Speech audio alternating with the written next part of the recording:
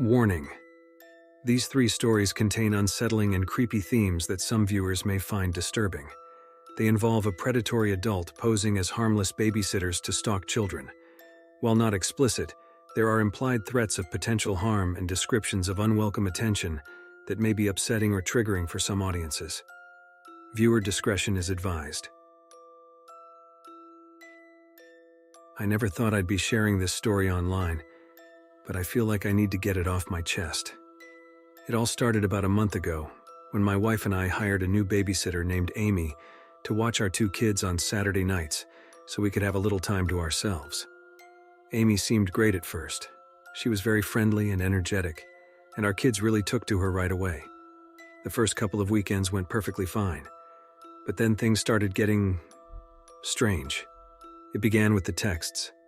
Amy had our phone numbers so she could contact us if needed while we were out. About 3 weeks in, she started texting me at odd hours on nights when she wasn't even babysitting. Just random, "Hey, how are you?" and "thinking of you" kinds of texts. I figured she was just being friendly, though the frequency seemed a little odd. One night my wife and I were out at a movie when I got a text from Amy saying, "Wish I was with you right now." I showed it to my wife and we both agreed it seemed inappropriate. When we got home, the kids were already asleep and Amy had left. The next morning, I texted Amy saying thanks for babysitting, but her recent texts had made us uncomfortable and we would be looking for someone new. She wrote back apologizing, saying she didn't mean anything by it. Against my better judgment, I decided to give her another chance. Big mistake. That night when she came to babysit, she was acting very strangely from the moment she arrived. She was jittery and talkative, and kept making odd comments about how happy she was to see me. I chalked it up to embarrassment over the text conversation and tried to act normal. My wife and I went out to dinner like usual. About an hour into our meal, I got a text from Amy. No words, just a picture of me in my wife's bedroom. I froze. Why would she be in our bedroom, let alone take pictures? I texted back, "Why are you in our bedroom?" No response. I immediately called her, but it went to voicemail. At this point, my wife and I were freaked out and we rushed home. When we got back, the house was dark and quiet. Our bedroom door was closed. The kids were asleep in their rooms. No sign of Amy. We ran to our bedroom and turned on the light. Nothing seemed out of place. Maybe she was just playing some stupid prank. We checked on the kids again and everything seemed fine. We were still really shaken up though. After what felt like forever, we finally got a text from Amy. "Sorry, I got bored and was just wandering around. Won't happen again." We knew we couldn't let her babysit again after this. First thing in the morning, I texted her saying her services were no longer needed. Again, she apologized, but I was done. I thought that was the end of it. I was wrong. A few nights later, my wife and I were watching a movie at home after the kids went to bed. She had fallen asleep on the couch next to me when my phone buzzed. It was a text from Amy. "I can see you." I froze. What the hell did that mean? I started scanning the dark room but didn't see anything out of the ordinary. I nudged my wife awake and showed her the text. She freaked out. We jumped up and started going room to room, turning on lights, checking closets, looking out windows. No sign of Amy. My wife was near tears at this point. I told her to wake the kids up and I'd call the police. She rushed off and I grabbed my phone to dial 911. Then it buzzed again. "Don't bother. Just wanted to let you know I'm always watching over you." I felt like I was going to throw up. This was beyond creepy. I called 911 anyway, but when the police arrived and searched the property, they found nothing. They took down all the details and said to call again if she contacted us or showed up. The next few days were agonizing. We barely slept. Every small noise made us jump. I rigged up outdoor security cameras all around the house, but they never captured anything unusual. My wife wanted to get a hotel for a few nights, but I didn't feel right leaving the house unattended. Then late one night, another text from Amy. "I was in your bedroom closet today while you were at work. I tried on your wife's clothes and perfume. I hope you don't mind." The police came back but again found no trace of her. They took the text as evidence and said they would try to track her phone, but told us there wasn't much more they could do without proof she had actually come onto our property. They suggested we stay somewhere else for a while, so we packed up the kids and went to my parents' house in the next town over. We tried to make it seem like a fun grandma and grandpa sleepover for the kids, but inside we were terrified. Had Amy been inside our bedroom closet? The thought made my skin crawl. The next few days at my parents' place were uneventful. No new texts from Amy. The police called to say they couldn't find any location data from her phone. Either it was turned off or she had ditched it. We started to breathe easier and even discussed returning home soon. Then late one night, as we were getting ready for bed, my wife's phone lit up with a new text notification. She opened it and screamed. I rushed over to look. It was a photo of our kids sleeping at my parents' house. Tonight. The text just said, "So cute when they're sleeping." I grabbed my phone and dialed 911 as my wife ran to the kids' room screaming their names, but they were both still sleeping soundly in their beds. Suddenly my parents' door flew open and they rushed in panicked, asking what was going on. The police arrived in minutes, but yet again there was no sign of Amy anywhere. They dusted for fingerprints but found nothing useful. We told them we didn't feel safe here anymore. Amy clearly knew where we were and could get to us at any time. They agreed to escort us to a hotel for the night, while they kept patrol cars stationed outside my parents' place. By now it was nearly sunrise, and we were all exhausted and terrified. We followed the police to the hotel and checked in under fake names. They even had plainclothes cops discreetly positioned around the lobby. Finally, at the hotel, I thought we were safe. There's no way Amy could have followed us here, right? We barricaded the door with a chair from the room and finally tried to get some sleep. Suddenly, in the middle of the night, my wife shook me awake in a panic. She turned her phone screen towards me to reveal yet another text from Amy. "This hotel has such cozy beds. Sleep tight. I have no idea what we're going to do now. Amy somehow keeps finding us no matter where we go. The police still can't figure out how she's doing it. The thought of her being in our room again right now, watching us sleep, makes me sick. I wish I could say this was just some prank or idle threat meant to scare us. But deep down I know this is only going to keep escalating. We're considering moving out of state just to get away from her. But what if she follows us? How does someone break into your life like this and know your every move? I never should have given Amy that second chance. My family's safety is now in jeopardy and it's all my fault. I don't know how this ends, but it's only a matter of time before she makes good on these threats. I'm posting this as a warning to others out there. Be very careful who you let into your home, and trust your instincts if someone's behavior seems off. You never know what darkness someone is hiding inside them, or how far they'll go once obsessed. I'm now constantly looking over my shoulder, just waiting for the next frightening text to arrive. When my wife and I had our first baby last year, we knew finding a good babysitter was going to be key. We both worked full-time jobs and had no family nearby, so we needed someone we could rely on for the occasional night out. We eventually found Julie, a college student looking to make some extra money on weekends. She was studying early childhood education, so she had plenty of experience with kids. The first few times she babysat, everything went smoothly. She would send us a cute photo or two of our son while we were out to dinner to let us know everything was okay. It was a big relief knowing we could have the occasional date night. After about 2 months, things started getting strange. Julie remained great with our son when she was actually babysitting, but she started texting me at odd hours, even when she wasn't working for us. They were harmless texts at first, like, "Hope you're having a good week," or, "Your son is so cute, can't wait to see him again." I figured she was just young and excited about the job, but the frequency of the texts soon became concerning. She began asking me more personal questions about my work, my marriage, etc. I kept my responses short and didn't provide too many details. One night, Julie was babysitting and my wife and I were out seeing a movie. About halfway through the film, I got a text from Julie saying, "You look great tonight. That blue shirt is so sexy on you." I literally got chills. How could she possibly know what shirt I was wearing? I turned to my wife and whispered what Julie had texted me.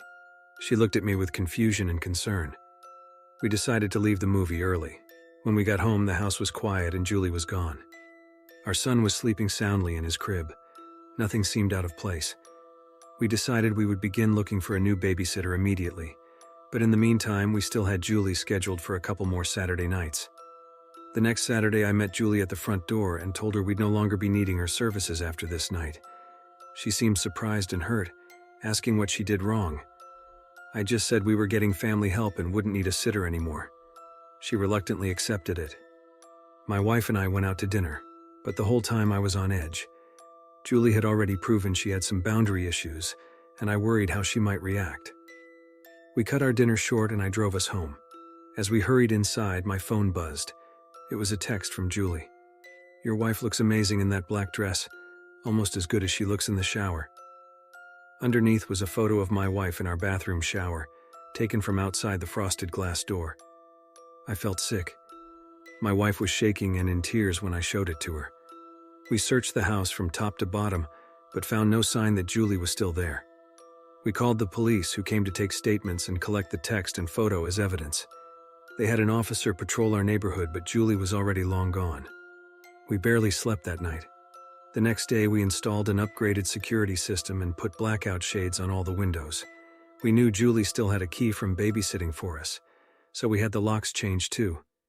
The police suggested we stay elsewhere for a few nights in case Julie tried coming back.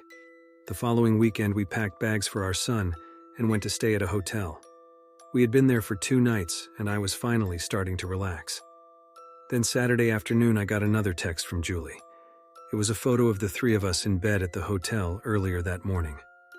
We were sound asleep, completely unaware she was in the room snapping pictures. The text read, "I'll always be here to watch over your family." We immediately checked out of the hotel and drove to stay with my parents 3 hours away. The police increased patrols around their home. I truly believed we had made a clean break from Julie, and that there was no way for her to find us here. That belief lasted 2 glorious days. On Monday evening, my wife's phone lit up with a new message. Her face went white and she broke down when she read it. Julie had sent a photo of our son napping at my parents' house earlier that day. The text said she missed him and asked what time he usually went to bed there. We pleaded with the police to do something more.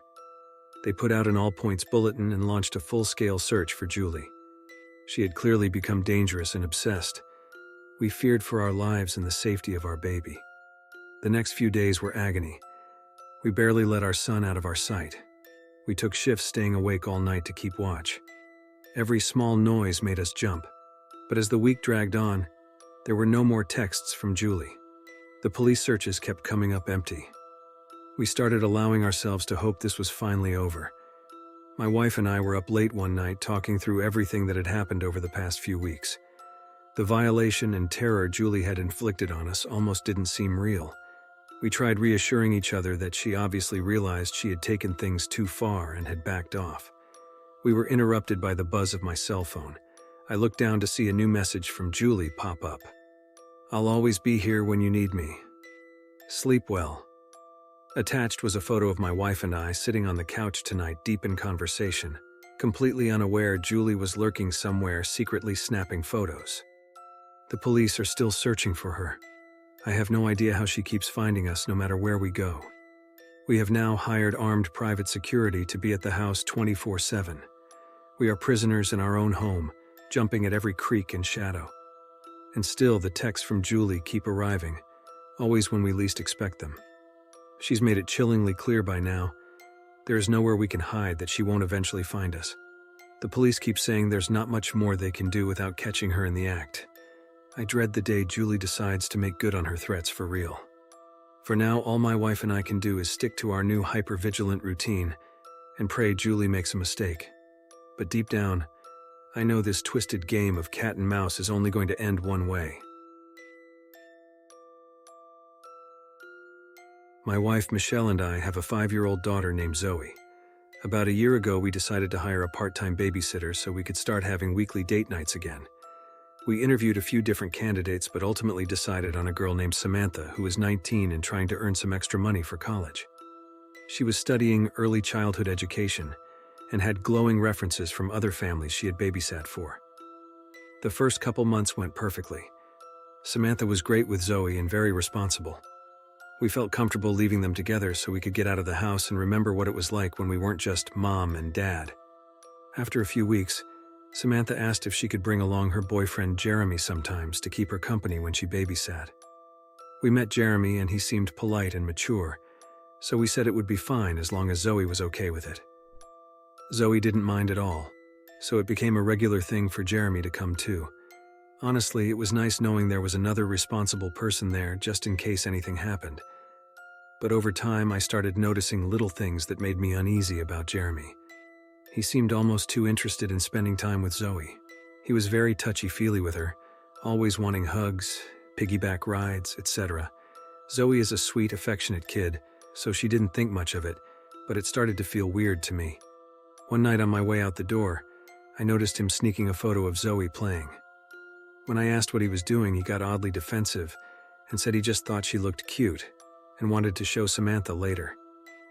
I let it go, but told Michelle about it later that night at dinner. She agreed Jeremy's behavior seemed a little off, but we figured maybe he just got excited about kids since he and Samantha were young. Still, we decided I would talk to him. The next Saturday evening when they arrived, I asked to speak to Jeremy alone. I politely told him that while I was sure his intentions were good, I thought it was appropriate for him to keep more of an emotional distance from Zoe for everyone's comfort. He seemed embarrassed but understanding, and that was that. For the next few weeks, everything went smoothly. Jeremy no longer came when Samantha babysat, and she assured us he understood why. We felt like we had addressed the issue. Then one night, Michelle and I were getting ready to head out for dinner when her phone dinged with a new text notification. She glanced down at the screen, and her face went white. Without a word, she turned it towards me. It was a photo of Zoe from that afternoon. She was reaching to grab something out of a kitchen cabinet. The text was from Jeremy's number. "She's gotten so big. Can't wait to see her again soon." Michelle and I felt sick. Why was he texting photos of our daughter weeks after we had asked him not to come around anymore? I quickly dialed his number, but it went straight to voicemail. We debated what to do and decided to go straight to Samantha. When we told her what happened, she seemed completely shocked and apologetic. She swore she hadn't given Jeremy our address and promised she would talk to him. For a few days, we didn't hear anything further from Jeremy. We hoped Samantha had gotten through to him, and he would leave us alone now. We decided to give her another chance. The following Saturday evening, when Samantha arrived, she assured us Jeremy understood he had crossed a line and felt awful about it. He had deleted the picture of Zoe. Michelle and I felt moderately relieved, but asked Samantha please not to share any more details about our family with him going forward. About an hour after we left for dinner, Michelle's phone dinged again. She froze when she read the new text that had just come through from Jeremy. "Zoe's wearing the cutest PJs tonight. Purple is such a good color on her. Sweet dreams, princess." Attached was a photo of Zoe in her purple pajamas, snapped from outside her darkened bedroom window. Michelle started shaking and crying. I sped home, dialing 911 as I drove. When we pulled up, 2 police cars were already there. The officers searched the property and spoke to Samantha, who was still there babysitting. Thankfully, Zoe was oblivious downstairs watching a movie. Jeremy was long gone by the time they arrived, likely fleeing as soon as he snapped the photo from outside. The police took our statements and collected the texts and pictures he sent as evidence. They also dusted for fingerprints outside Zoe's window, but didn't find any clear prints. The officers agreed Jeremy's behavior was extremely disturbing and said they would investigate him fully and provide extra patrols in our neighborhood. We also shared security footage from our front door camera proving Samantha had arrived alone, not letting Jeremy in. We had a long talk with Samantha, and she swore she had no idea how Jeremy knew our address or got access to spy on Zoe. She agreed not to babysit for us anymore, given the clear breach of trust. Michelle and I were sick with worry over how to keep our daughter safe. The next evening, we installed outdoor security cameras all around the house. Anything that approached Zoe's window would now be caught on video.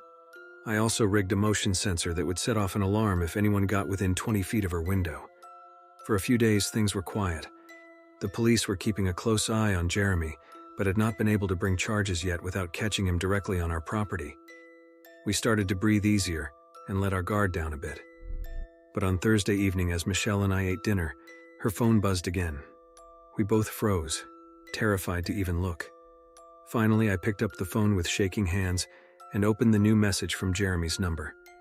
It was a photo of the security camera outside Zoe's bedroom, the one I had installed just days earlier. The text read, "Nice camera. Won't stop me from seeing her, though. Maybe I'll just sneak in through the basement door you forgot to lock." I thought Michelle was going to faint. I quickly called 911 as we checked and rechecked every lock in the house. Within minutes, cops were swarming the property, but again, Jeremy was long gone. The basement door was still locked. Zoe had been in her room the whole time. She hadn't seen a thing. The police took it incredibly seriously this time. They launched a full-scale hunt for Jeremy, saying public safety was clearly at risk. Michelle and I were up all night, sick with fear over what he might do next. We knew we needed to get away temporarily. The next morning, we packed up Zoe and our dog and went to stay with Michelle's parents in upstate Vermont. We told them some of what was happening, but not all the details to avoid panicking them. The police coordinated patrols near their home as well. I truly started to hope we had made a clean break. The house was far out in the country, not even listed in public records. Plus, Vermont was halfway across the country from where we lived. There's no way Jeremy could know where we were.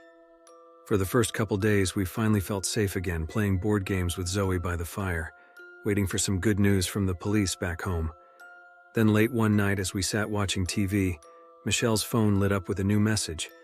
It was a photo of the three of us earlier that day in Michelle's parents' living room.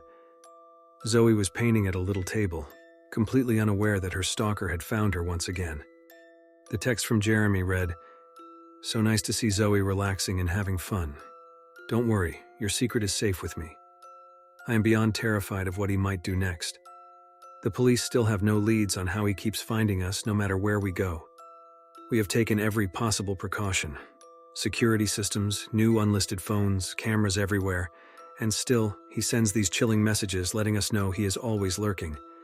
Zoe still has no idea anything is wrong, but Michelle and I barely sleep.